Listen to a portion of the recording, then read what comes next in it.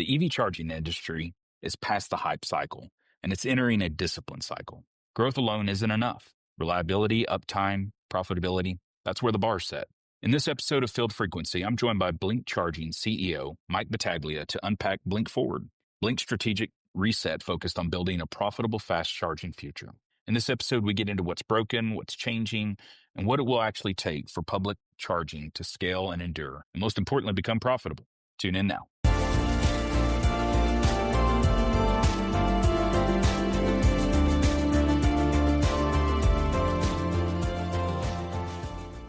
Welcome to another episode of Field Frequency. I'm very excited to have Mike Battaglia with Blink today on the line. So very glad to have you, Mike. Thanks for joining. How's your day going? Good. Thank you, Jason. I appreciate the opportunity. It's good to be with you. Yeah, well, I've been looking forward to speaking with you and looking forward to having you on the show here. Before we get going, I just thought we'd start off with some origin story. I'd like to hear, your background. I know you've been in energy and transportation sectors for years, but I'd like to know what drew you to the EV charging space and what has led to you sitting in the CEO chair of Blink today. So share that with me. Yeah, absolutely. So first of all, I never expected to end up in the energy transition space. It's actually maybe one of the last places I thought I would ever land. I spent almost my entire career in the automotive industry. I graduated from Boston College back in 1993. The summer before I graduated, I walked into a Honda dealership and I asked them if they had any jobs open. And they said, well, what do you want to do? I said, well, I'd like to wash cars. And they said, would you like to sell cars? And I said, sell cars? I said, sure, right? I was a punk in college. I didn't know what I was doing, but I loved the automotive industry. I used to read Car and Driver cover to cover when it would come in. In fact, I remember it came in on Thursdays. I'd lock myself in my room. And so I've always been kind of a bit of a car buff. I'm more of an industry buff. And from that initial experience working in the retail car business, I went to work for Toyota on the corporate side of the business in California. And really for the next, 20, 25 years, I was in the automotive industry in some form or another. And for almost 15 years, I was with a company called J.D. Power. And J.D. Power has a big automotive division. Those are the guys that give the awards for initial quality or dependability, reliability, things like that. And so almost every automaker in the country is a client of J.D. Power. In fact, I think every one. And we used to go meet with all of these clients back in, 2019, early 2020. And the only thing they wanted to discuss was electrification. It didn't matter what we were going in for. We could be going in to talk to them about strategy or training or data and consulting. The conversations always came back to EV. And it really got me thinking, because at that point, I'd been with the company for a while. I was kind of itching for something maybe a little bit different in my career. And I think I might be one of the only guys that ever got a job on, Indeed or Monster.com or something like that. If anybody's worked there that's listening, I apologize. But I lobbed a resume into Blink. And sure enough, I got a call. And in August 1st of 2020, I was hired. Okay. All right. So how early were those conversations happening about EV where things were just EV centric? What year was that? It was really 19 that I saw like a really, really big uptick in client interest. All of their product development plans, everything that they were doing from a, let's say, dealership network training perspective, a product planning perspective, software development perspective, everything was being concentrated and focused on EV. It was tremendously interesting. So a couple of questions. How long at that point had you been with J.D. Power? And then when you came into Blink, what did you come in as? I had been with J.D. Power for 14 years when really those almost 14 when those discussions really started in earnest. Mm-hmm. I came into Blink as vice president of sales. That's always kind of been my career background is on the sales side of the business. Mm-hmm. So, started as VP of sales and I think SVP of sales and then chief revenue officer and then chief operating officer. And then I guess maybe it was a war of attrition, but then I guess they thought, well, this guy's been around for a while. So how about we make him CEO? That I took that role February 1st is when I assumed the role. So it's been quite an interesting ride. Yeah. Wow. That's a cool background. And, someone very insightful when you walked in, wanted to wash cars, someone insightful saw something inside of you that's like, nah, I got more for this guy. And it tracked, didn't it? It tracked to bring It you to. did. It's funny. It did. I've never thought of it that way, but what's great about it? I was like, I had worked cleaning golf clubs the previous summer at a country club, and made the typical summer job wage. When I sold cars that following summer, made more money than I had ever made, in a Yeah. summer job. I think I made $3,000 that summer, which was, 2,800, $3,000, something like that, which was amazing at the time. And important to a young student, I imagine. Very Yeah, and it important for got a me college. excited for the Yeah. automotive industry. I bet it did. I bet it Yeah. did. Well, so you've sat in many roles, roles that have led you up to CEO today. Blink has been through multiple stages of growth. It's in the EV industry. Blink is a household name, and so the company has went from an early stage CPO to vertically integrated organization. So you've been able to see some of that from the various different roles, and then probably from following the company even before you were at the company. But how has that transformation influenced all the transformation, the growth, all of that? How has that influenced kind of Blink's core DNA and strategic direction that it's went today, to Yeah. where it is today? Yeah, great question. So, first of all, let me talk a little bit about what Blink's core DNA is. And at the end of the day, when you strip everything else away, Blink is a CPO owner operator. We want to own and operate profitable assets in all of the markets that we participate in. So, if you look back, we tracked with the industry largely. If you look back to 2020, from 2020 to 2023, we had an absolutely atmospheric rise. The company grew tremendously. And obviously, the industry was growing tremendously. There was a lot of euphoria about where EV was headed. And obviously, today that's tempered. And what's interesting about it is that we've maintained our belief in vertical integration, as you mentioned, but it's taken a little bit of a different flavor. So a piece of vertical integration that we used to talk about a lot was the fact that we manufacture our own level 2 product. And we actually just recently announced that we've stopped doing that. And we thought about it. We said, we can actually maintain vertical integration in the most important points of the value chain, which are network software development, firmware development, and hardware design itself. But in terms of snapping it together, we don't necessarily need to be the guys that physically put it together. There are other companies that are better than that than us. So we recently made the decision to move to a contract manufacturing model, both in the US as well as overseas. So that's been a little bit of a shift for us recently. But we do believe that owning the tech stack, especially on the software side, is critically important to adding value, to uptime and reliability, to trouble diagnostics for, things that go wrong, all of those things. So we want to continue to maintain that. So the shift away from hardware and then of course the secret sauce, you could say, has been in the software and in possibly your network operations. That's where, but the migration from the hardware, is that somehow tied to maybe the commoditization of hardware that hardware is taken, specifically the chargers? Really, what's I what's would that look say, like? I would think of it as, if I had to kind of handicap it and weight it, I would say that was maybe 20% of the decision. Okay. 80% of the decision was more driven about what are we good at? What is our Mm, core? And who do we want to be? And being a manufacturer of equipment is not core to who Blink is. mm, The core of Blink is owning and operating assets. It is providing network services and high quality, reliable hardware out into the market. If someone wants to, and this is the unique piece of Blink, we go to market two ways. We sell charging stations and services into the market, but then we also own and operate. And mm, so we want to make sure that we provide the best experience we possibly can in those two arenas. But mm. we don't have to be the guys to snap the hardware together. Yeah, makes sense.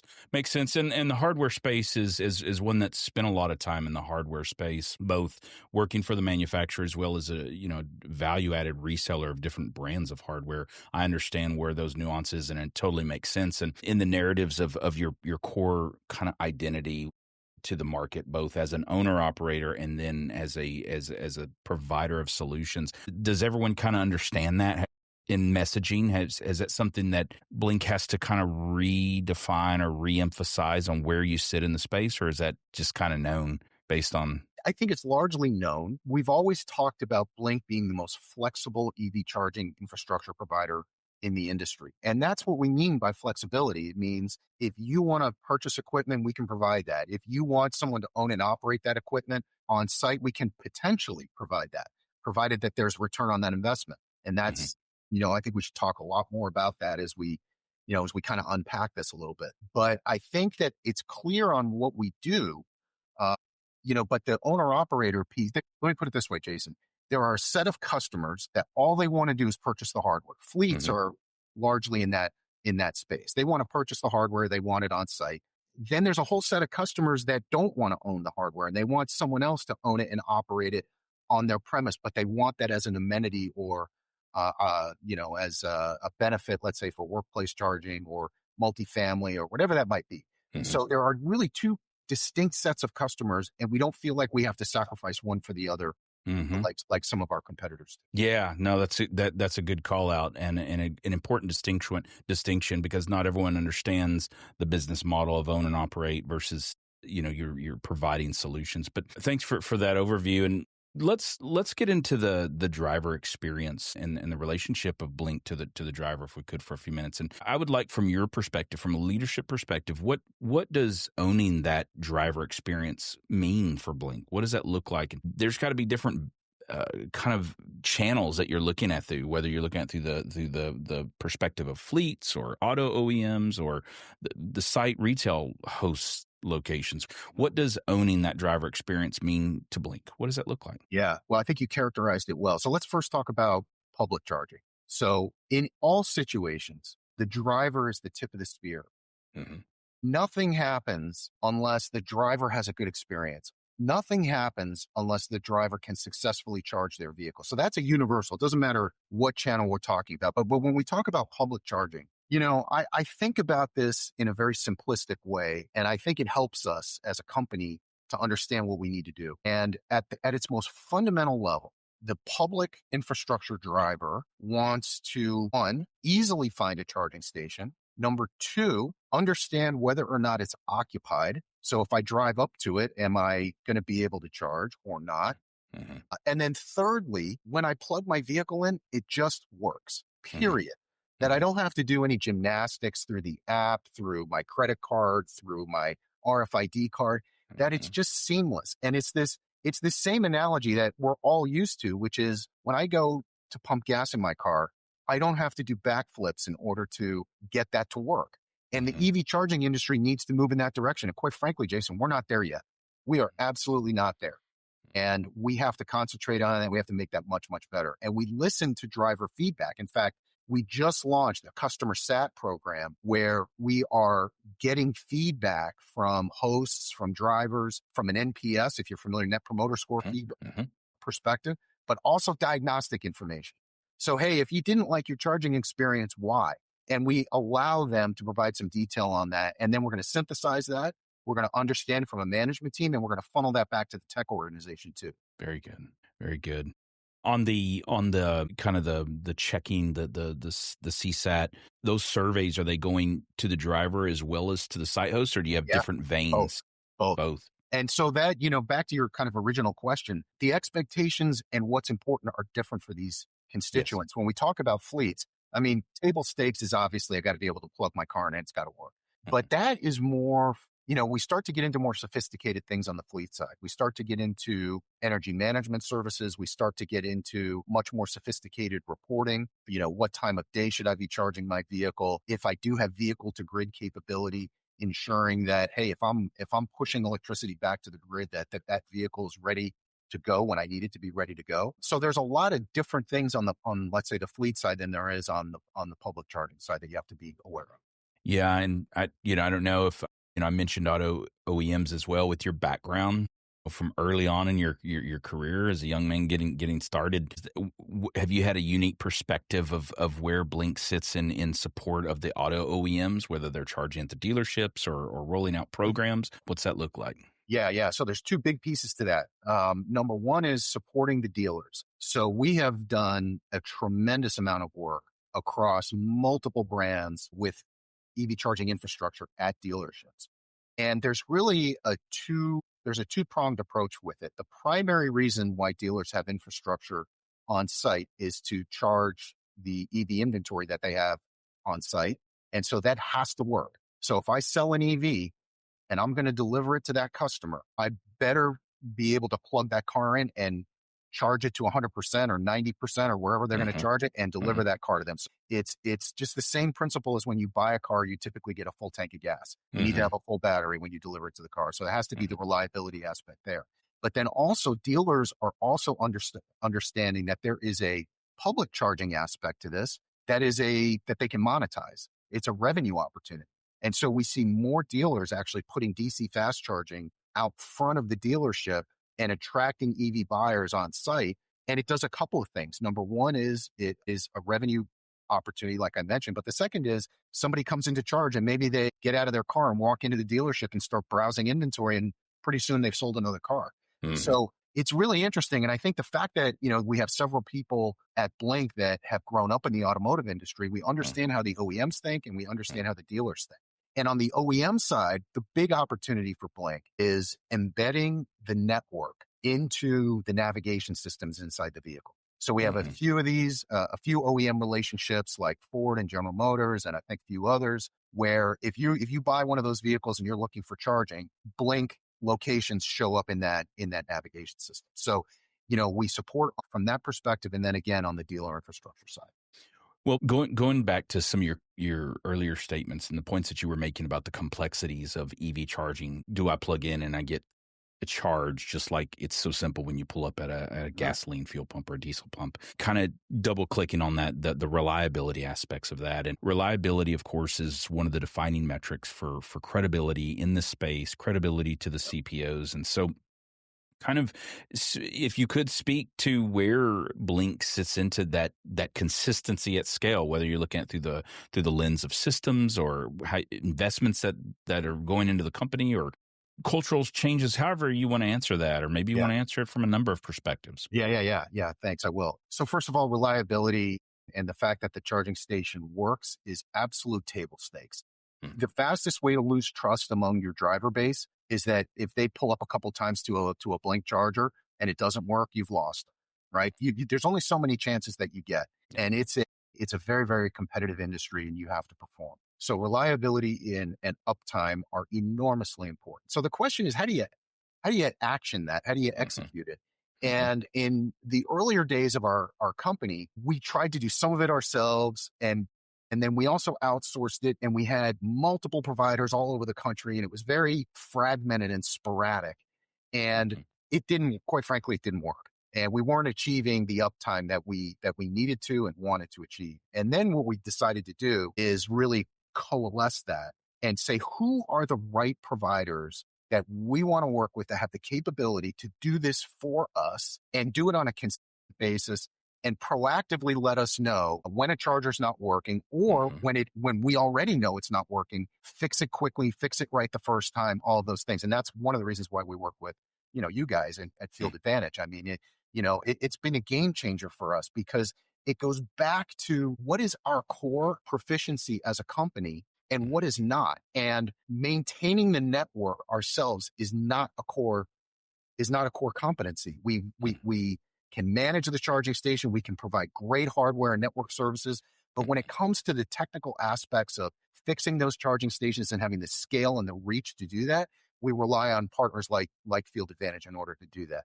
So final point to this is we are by no means satisfied with where our uptime is. We have to get better as a company and we have to get better as an industry. And every single day we're working towards that. So we've spoken to reliability. Thanks for that overview, Mike. That's a good overview looking at, and thanks for the plug for Field Advantage. Appreciate that too. That was unscripted, y'all. But no, and we do appreciate the partnership that we have with Blink and have been glad to have a part in helping in some meaningful way. As you were talking, I just thought of something. How many ports is Blink up to today? Great question. So we have 65,000 ports connected to our network currently, and that is within the US, the UK, and Belgium. And of that, we own and operate 7,000 charging stations ourselves. Now, what's interesting about it, and this is maybe a little bit of a segue, but of those 7,000 stations that we own, roughly 6,800 of them are AC level 2, and about 200 of them are DC. And where Blink is moving into the future is more towards DC. You're going to see us do a lot more DC work from this point forward. Nice. Well, we've kind of talked about the background of Blink. We've talked about the driver experience, and we've talked about reliability and scale. Maybe this is germane to to your kind of comments that you were making about the migration to focus in on DC. But let's talk about profitability and kind of the pathways to that. That's important in the space, given all the things that we've seen. And so obviously we've talked about utilization, charging and experiences that need to be in place, using the chargers, they work, et cetera, uptime, cost containments around what's important to the CPO, the economics of the CPO. But what else does Blink focus on in its pursuit of towards profitability? Is DC charging a part of that, or what, how does all of this affect your growth and expansion strategy? What's that look like? Yeah. So first of all, Jason, I have a lot to say on this topic. It's, my biggest criticism of this industry is that it did not focus on profitability early enough, often enough, and fast enough. And I think everybody thought that the growth in the EV infrastructure business was going to outpace the cost structures that every company was seemingly setting up. So, look, we're not immune to that. We were just as guilty as anybody else. But I can tell you that there's a lot of good that's being done in this space in terms of pollution abatement and obviously CO2 emissions and things like that. And so we like that mission aspect of what we do, and we can feel good about it. However, none of it means anything unless the company gets profitable and unless the industry gets profitable. And for Blink, the position that we've taken is that wherever, regardless of where the industry is, regardless of what the political headwinds are, regardless of what policy things get rolled out, we are going to position this company and structure this company in line with where the realities of the market are in order for us to get profitable and get profitable quickly. Full stop. And what we did was at the beginning of 2025, in order to get there, we rolled out a corporate revitalization initiative called Blink Forward. And the overarching premise of Blink Forward was to achieve profitability. And the question is, well, how do you do that? And you do that by making really, really tough, difficult decisions that right-size the business to where you are. And so we have been, for lack of a better word, relentless on lowering our operating expenses, reducing our cash burn, and shifting the strategy. And the strategy was historically very, very heavily reliant on level 2. And we like what we see in a big way on the DC side of the business. So fast charging, high speed, high power fast charging for your listeners. And again, you're going to see us as part of our march toward profitability. You're going to see us own and operate more DC fast chargers at the right locations around the country. You alluded to some of this, and some of the things that are driving towards profitability are really there's barriers to overcome. That's supply chain volatility. There's just the evolving connector and protocol standards, and just even hardware as it sits in the space. OEMs doing well, other OEMs not doing so well. And as Blink is kind of migrated away from manufacturing its own hardware on the L2 and then focusing now on DC fast charging, there's got to be some resilience being baked into all of that to ensure, one, you're aligning with the right brands of hardware and you're going right forward, but also ensuring innovation is not inhibited in your moving forward. Yeah. So first of all, Blink doesn't build DC fast chargers. Right. We never really have. We built a 30 kilowatt charger for a while. Well, that's right, man. But, really our focus is going to be on designing and contract manufacturing level 2 and then sourcing DC fast charging hardware. Now, why have we chosen to take that road? Well, one, because on the level 2 side, it's capped from a speed perspective. There are only so many features and different things that you can do on a level 2. But DC fast charging is a much, much different game. That the technology is changing rapidly. The power levels are going up. The capability of what the stations can do is changing quite a bit, and the prices are coming down. And so we choose to source DC fast chargers from about 3 different providers, and that we're concentrating on. And we choose those providers based on what segment of the market we're going after. So whether it is electrical distribution or whether it is us owning and operating that equipment ourselves, that influences what type of hardware we pick for each of those situations. Yeah, that makes sense.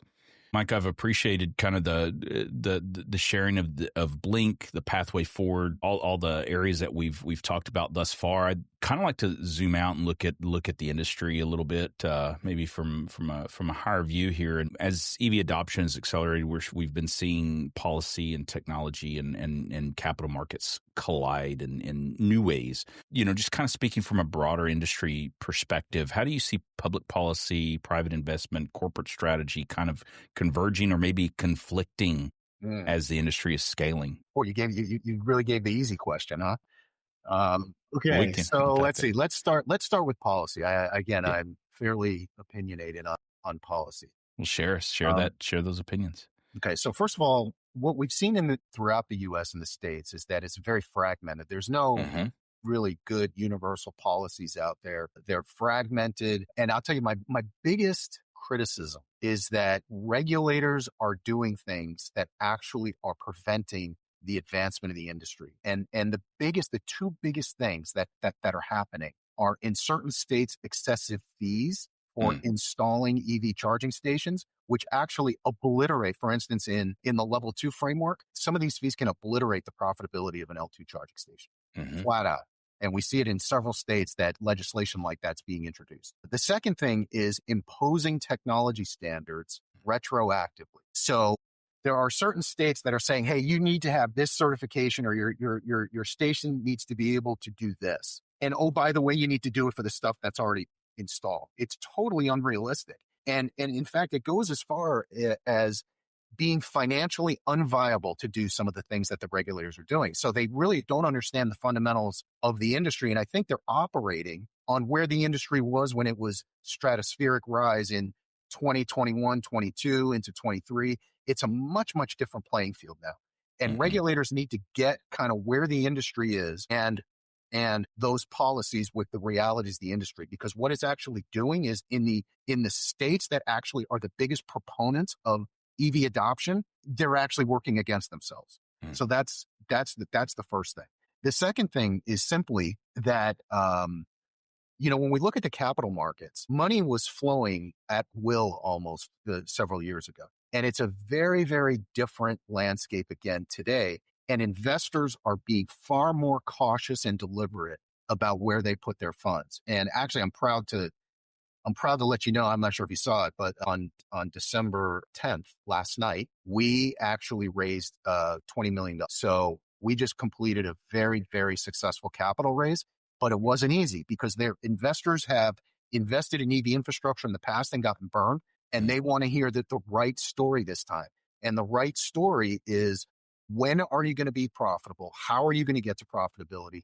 And what are you doing to run a disciplined company? So there's all these dynamics coming together right now that you have to juggle in order to make sure that you're one of the players left standing, and not just left standing, but being a company that's exciting and that investors want to invest in, and that's going to lead this industry into the future. And, Blink intends on being one of those companies. Well, congratulations on that investment. That's the first time I'm here, and I was traveling this week, and to your comments about policy and how that's affected. In fact, this past week I was with a kind of a policy co-creation group, or kind of a think tank, and it's represented by different stakeholders, OEMs, and some CPOs, and a few different. And we were kind of in a small room, and we were in Colorado, and Colorado actually has some legislation in the queue. That's one of the things, to your earlier point of the complexities that are in place in some regions. One of the things that was kind of on the table and was being unpacked was not only the streamlining of the permitting process, but just reducing the overall complexity of what it looks like to deploy chargers. And where private intersects with public sectors to either be a collaborator or someone that's Or a almost hindrance. against the process. Yeah. Yeah. Yeah. Yeah, an impediment to it. I appreciate that. And again, congratulations on that. In That's fact, good. Jason, one thing, you mentioned permitting. That we don't have to go into permitting because, by the way, I'm not an expert. Okay, but I will say, you got to ask yourself, how long should it take to permit a level 2 charging station? And it Right. should be extremely quick, Agreed. right? And we've been running into situations where it takes months in certain jurisdictions to permit a level 2 site, and that's nuts, right? Yeah. That's nuts, and that's where the industry, quite frankly, I think, is in a position now where it needs to really push back harder against some of these things that are happening. because we all want the same thing. Regulators want the same thing. The states want the same thing. The industry wants the same thing, which is greater EV adoption. And we got to figure these things out so that we're not butting heads and that it's not just working against us and being counterproductive and inhibiting EV adoption. And in many instances, that's happening. Yeah.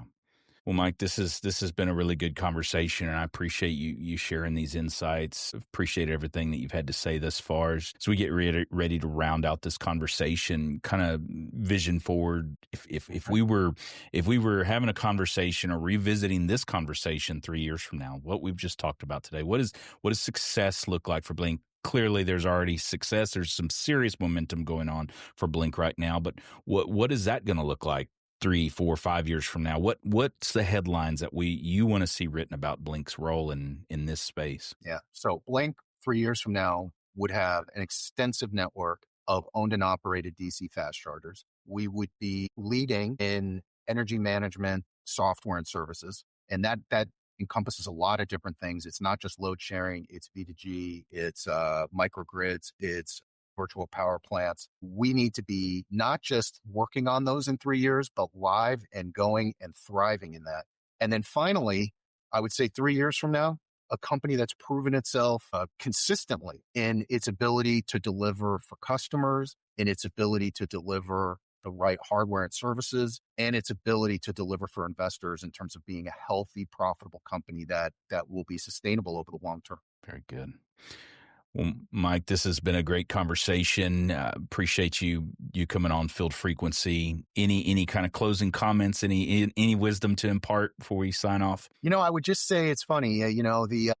The industry over the last year to 18 months has taken its lumps, and you can look at that a couple of different ways. One is you can look at it and be pessimistic. Another way to look at it, which is the way I choose to look at it and the way we at Blink choose to look at it, is that what doesn't kill you makes you stronger. And there's no question that the current industry conditions are making us a much, much better company. And it's positioning us and building and putting us on a foundation to really thrive into the future. Well, thanks for coming on Field Frequency. It was a pleasure to speak with you. Thank you, Jason.